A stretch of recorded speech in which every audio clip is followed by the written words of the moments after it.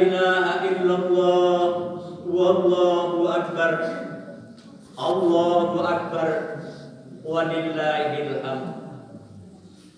Alhamdulillah. Alhamdulillahi rabbil alamin. Assalatu wassalamu ala asrafil anbiya wal mursalin wa ala alihi wa sahbihi ya rasulillahi ajmain. Asyhadu an la ilaha illallah wahdahu la syarika lah wa asyhadu anna Muhammadan abduhu wa rasuluh. Allahumma salli wa sallim ala wa barik Sayyidina Muhammad. Amma ba'du fa ya ibadallah ittaqullaha haqqa tuqatih wa la tamutunna illa wa antum muslimun. Marilah kita memanjatkan puji dan syukur pelaksanaan salat Idul Adha. Kemudian salawat dan salam mohon kita kepada Allah, semoga pahalanya disampaikan kepada arwah junjungan kita Nabi besar Muhammad sallallahu alaihi wasallam. Semoga kita di yaumil mahsyar kala memperoleh syafaat dari beliau. Amin ya rabbal alamin. Bapak-bapak, saudara-saudara kaum muslimin yang tak bisa dan kita tak sanggup membalas jasanya. Kita pernah tinggal di sana selama 9 bulan 10 hari. Bukan kamarnya, bukan rumahnya, tetapi dalam rahim, di dalam perutnya, di dalam tubuhnya. Itulah seorang ibu yang harus kita muliakan. Oleh karena itu, sejak tadi malam dan sampai saat ini, maka sudah terbayanglah oleh kita wajahnya. Dan di antara kita pulang dari sholat ini, dia bisa mencium tangannya, dia bisa memeluk tubuh yang rapuh. Tapi kita yang sudah tidak punya apa yang sanggup, apa yang harus kita ucapkan, maka hanya bayangan-bayangan, hanya angan-angan. Dan di antara kita berharap mengunjungi ibu. Di antara kita ada yang bisa memberikan baju baru, ada yang bisa memberikan makanan yang lezat, dengan harapan bahwa makanan itu bisa membasahi kerongkongannya. Lalu kita yang tidak bisa memberikan baju, kita yang tidak bisa memberikan makanan, karena kita sudah ditinggalkan oleh ibu kita. Sampaikan apa yang bisa kita kirimkan. Kalau kita bisa membaca suratul Fatihah, maka kirimkan, pahalanya sampai. Dan kalau kita mampu melantunkan doa Rabbi firni warhamhuma kama rabbayani shaghira, maka itfisan doa itu di atas pasir, di atas tanah yang gersang dan tandus, maka malaikat itulah yang akan membawa doa ke makam ibu kita itu. Bapak saudara hadirin sidang Idul Adha yang dimuliakan Allah. Suatu hari ada para sahabat yang bernama Sa'ad lalu bertanya kepada Rasul, "Ya Rasulullah, saya sangat cinta sekali dengan ibu saya. Saya sangat sayang sekali dengan ibu saya. Ummi matat. Tapi ibu saya sekarang sudah meninggal. Kalau saya bersedekah kepada beliau, saya pahalanya sampai kepadanya. Kalau saya bersedekah, apa sedekahnya untuk saya saja? Dan apakah kalau saya bersedekah, maka pahala sedekah itu untuk saya saja?" Maka Rasulullah Shallallahu Alaihi Wasallam menjawab, "Sedekah, bersedekahlah saat pahalanya sampai ke makam orang tuamu." Kemudian saat ini para bapak-bapak, para ibu-ibu, kalau sudah melaksanakan kurban, maka pahalanya sampai ke makam bapak kita, ke makam ibu kita. Doa yang kita ucapkan pahalanya sampai ke makam ibu kita, ke makam bapak kita. Maka saat ini kemudian bertanya lagi, "Sedekah ya Abdul ya Rasulullah, sedekah apakah yang paling abdul?" Maka Rasulullah Shallallahu Alaihi Wasallam menjawab, "Akhil mah, sedekah yang paling abdul ialah memberikan air minum." Sebab di kala itu di Mekah Al-Mukarramah sangat kekurangan air, sangat membutuhkan air minum. Maka sedekah, kata Rasulullah, pada waktu itu diutamakan adalah air minum. Maka orang-orang yang punya uang, orang-orang yang mampu, di saat itu banyak yang membuat sumur. Maka sumur itu keluarlah air, yang kemudian air itu diberikan kepada orang-orang yang membutuhkan. Oleh sebab itu, hadirin dan hadirat yang dimuliakan Allah, bahwa kita melaksanakan ibadah sholat Id ini ada 3 macam yang harus kita simak. Pertama adalah masalah sedekah, masalah pendidikan. Yang kedua masalah kurban. Yang ketiga adalah masalah silaturahim. Itu masuk pada kriteria yang kita hadapi. Maka dikala itu Nabi Ibrahim ini bahwa menentang ayahnya, di saat itu ayah Nabi Ibrahim ini yang bernama Azar ini, beliau adalah seorang pembuat berhala. Beliau adalah seorang menyembah berhala. Bapak beliau adalah seorang produsen berhala.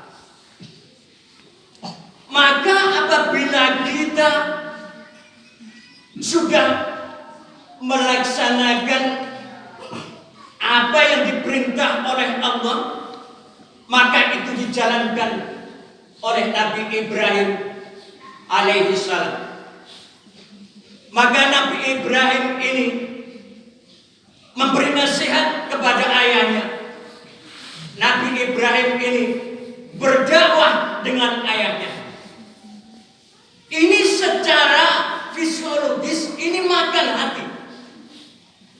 Coba kita bayangkan, orang tua sendiri kita nasihati, orang tua sendiri kita dakwahi, Barangkali Bapak Saudara hadirin, kalau kita menasihati orang lain tidak ada hubungan dengan keluarga, barangkali biasa-biasa saja. Namun ini orang tua sendiri, gak dinasihati, beliau tersesat, tapi dinasihati adalah Bapak sendiri. Oleh karena itu, bahwa amalan-amalan yang kita perbuat pada saat ini adalah kita korbankan istri kita yang sudah tiada, kita korbankan suami kita yang sudah tiada, kita berkorban untuk orang tua kita yang sudah tiada. Maka pahalanya yang kita mendapat pahala yang sudah meninggal pun mengalir pahala dari anak-anak yang soleh ini. Maka untuk membentuk anak-anak soleh ini ibarat pepatah, kalau membentuk bambu, bentuklah bambu dari rebungnya. Sebab saat dari rebung itulah dia gampang bengkok, mudah dibentuk. Namun nanti apabila sudah kita bentuk menjadi bambu, maka bambu itu akan keras. Ada dua kemungkinan. Kalau kita bentuk yang sudah menjadi bambu akan patah. Kalau tidak, kepala kita yang pecah. Bapak Saudara hadirin, sidang jamaah Jumat, sidang jamaah Idul Adha yang dimuliakan Allah. Apa maknanya rasa sayang? Oh, sekarang banyak ceramah-ceramah di YouTube. Memang betul. Namun berarti kita harus memberikan modal Android kepada anak-anak kita. Artinya apa Bapak Ibu? Kita menyiapkan sebuah pisau yang bermata dua. Kita harus mempersiapkan membelikan handphone. Nampaknya kita merasa perlu bahwa anak-anak kita itu butuh handphone. Dan sekarang ini handphone yang bisa untuk digunakan adalah Android.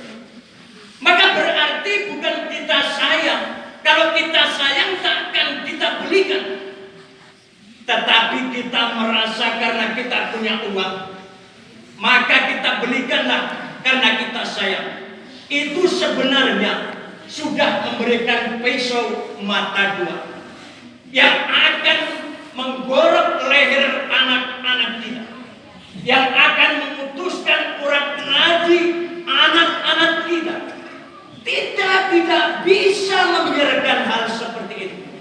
Mereka kita borok tidak mati, mereka kita sembelih tidak mati, tetapi hatinya yang mati. Kalau hatinya yang mati, maka apa saja yang kita masukkan ke dalam otaknya tidak akan menyerap.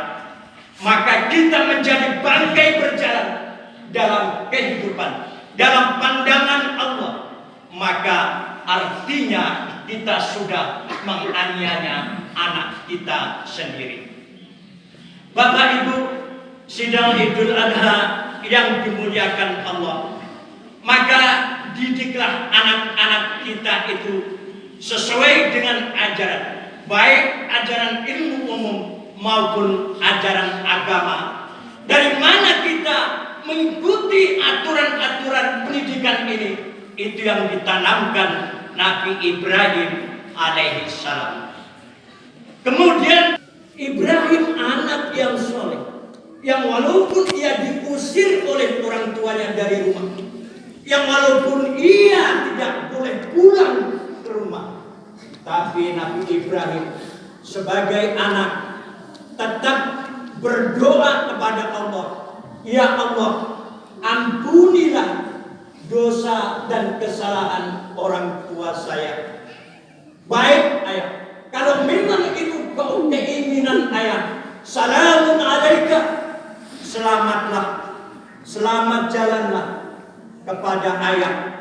dan saya akan mencari kehidupan sendiri. Allah, tidak ada yang kami sembah selain Allah Subhanahu wa Ta'ala. Kemudian yang kedua, baru taatlah kamu kepada kedua orang tuamu. Bapak saudara hadirin, itulah dari kepada anak-anak kita. Kemudian yang kedua adalah kita taat kepada Allah Subhanahu wa Ta'ala dan pun sudah didengarkan. Kemudian yang ketiga, ini merupakan yang terakhir. Jangan kita sombong dengan banyaknya sedekah kita. Jangan kita bangga dengan khusyuknya salat kita. Jangan kita bangga dengan banyaknya kurban kita. Namun kalau kita memutuskan hubungan silaturahim, maka amal yang kita lakukan itu tidak ada nilai. Maka ajaran dari Idul Adha yang ketiga ini kita satukan, ialah kita memperbaiki silaturahim kepada sesama. Itulah korban. Kenapa korban ini dibagi menjadi tiga? Sepertiga untuk orang yang kurban, kemudian sepertiga lagi untuk fakir miskin, dan yang ketiga sepertiga lagi untuk tetangga, untuk saudara, untuk jiran. Kalau sepertiga untuk yang kurban itu aja, karena dia yang punya harta. Kalau sepertiga untuk fakir miskin pun juga wajar, karena ia fakir miskin, orang tak punya, orang tak berada, dan sulit sekali-sekali memakan dagingnya. Tapi yang ketiga, sepertiga untuk kaum kerabat. Kenapa ini kita bagikan? Sedangkan mengukur dengan kekayaan, mungkin dia lebih kaya dari kita. Kita ukur dengan makan sehari-hari, mungkin ia lebih mewah daripada kita. Apa faedahnya ini? Faedahnya tidak lain, sepertiga untuk saudara-saudara kita itu ialah menyambung hubungan silaturahim. Maka silaturahim ini minal ghaib, sambunglah hubungan. Sambunglah hubungan. Saudara-saudara kaum muslimin, sidang Idul Adha yang dimuliakan Allah. Maka salah satu kemuliaan yang diberikan Allah adalah kaum ibu-ibu. Salah satu kemuliaan yang diberikan Allah kepada ibu-ibu. Oleh sebab itu, kalau ada seorang suami yang meremehkan istrinya, sebusuk-busuknya suami yang merendahkan istrinya, maka itu suami yang zalim. Seorang apa yang kita lakukan, insya Allah Allah Subhanahu wa Ta'ala memberikan jalan terbaik bagi orang-orang yang mau memaafkan kesalahan orang lain. Bapak saudara hadirin sidang Idul Adha yang dimuliakan Allah. Sebagai kesimpulan bahwa khutbah Idul Adha ini pesan pertama adalah masalah pendidikan. Itu pun sudah dijelaskan tadi. Kemudian pesan Idul Adha yang kedua adalah berbakti kepada kedua orang tua, pun sudah didengarkan tadi. Dan pesan Idul Adha yang ketiga adalah kita kembali menyatukan hubungan persaudaraan kita. Kita sambung tali silaturahim kembali. Yang jelek, yang baik, maka jangan dipandang dari sudut siapa yang tua dan siapa yang muda. Yang lebih baik kita dahulu memaafkan kesalahan orang lain. Semoga bermanfaat. Faqtabiru ya bil absar la'allakum turhamun.